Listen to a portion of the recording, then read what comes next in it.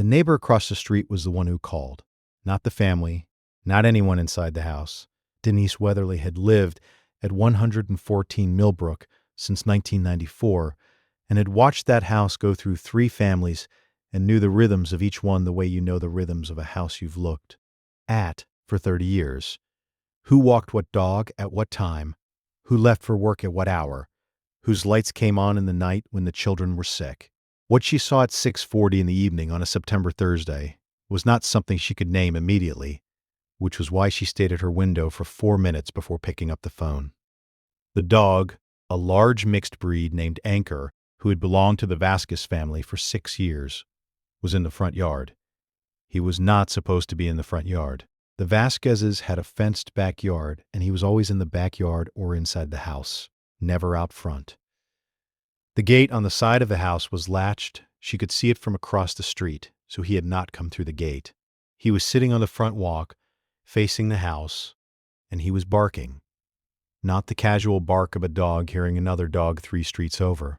A sustained, directed bark aimed at the front of the house, with the specific quality of alarm that Denise, who had lived in houses with dogs for 45 of her 71 years, recognized as meaningful rather than recreational.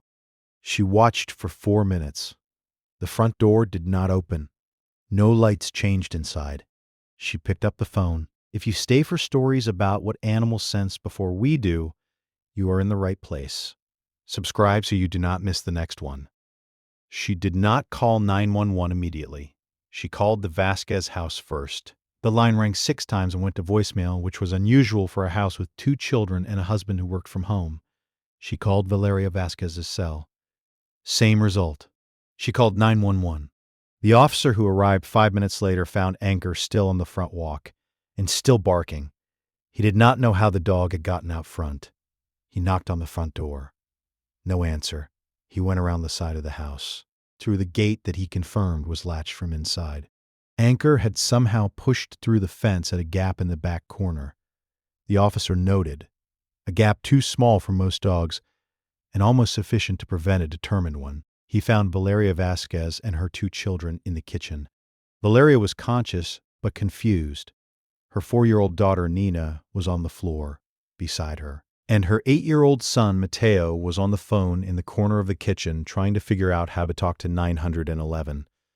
The carbon monoxide reading in the kitchen was 89 parts per million.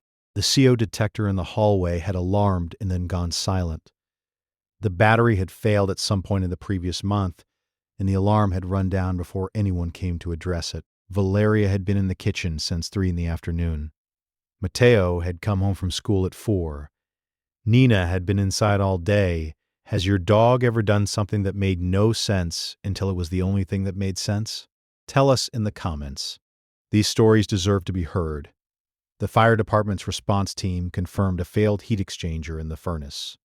The same failure mode that produced slow leaks into the living space at concentrations that built over hours without triggering functional detectors. Valeria's symptoms were consistent with significant CO exposure. Confusion, nausea, the specific cognitive slowing that the firefighter described to the intake nurse as textbook. The children, smaller bodies, faster metabolism, had higher exposure levels relative to body weight. They were all treated and released.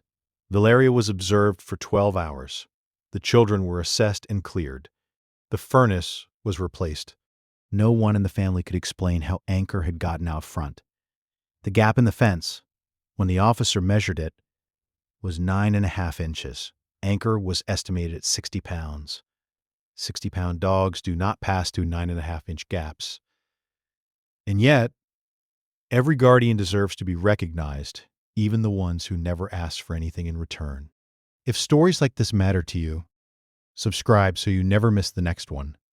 Denise Weatherly told the story to her book club the following week. She told it with the precision of someone who had been watching the neighborhood for 30 years and had learned to distinguish between things worth paying attention to and things that were not. She said, "I knew the dog was not supposed to be in the front yard. I knew the front door should have opened. Those were the 2 things."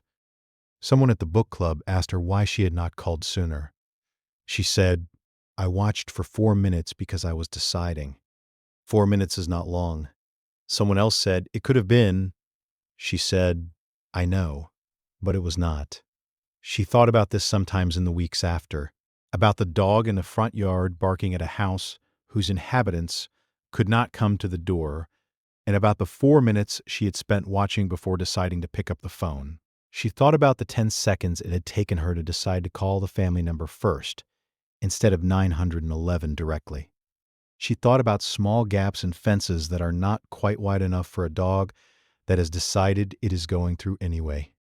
She was back at her window the next Thursday evening, doing what she had always done, watching the neighborhood go through its rhythms, noting what was ordinary and what was not. The Vasquez house was lit and warm from across the street. She could see someone moving in the kitchen. She could see Anchor's shape in the backyard, back where he belonged.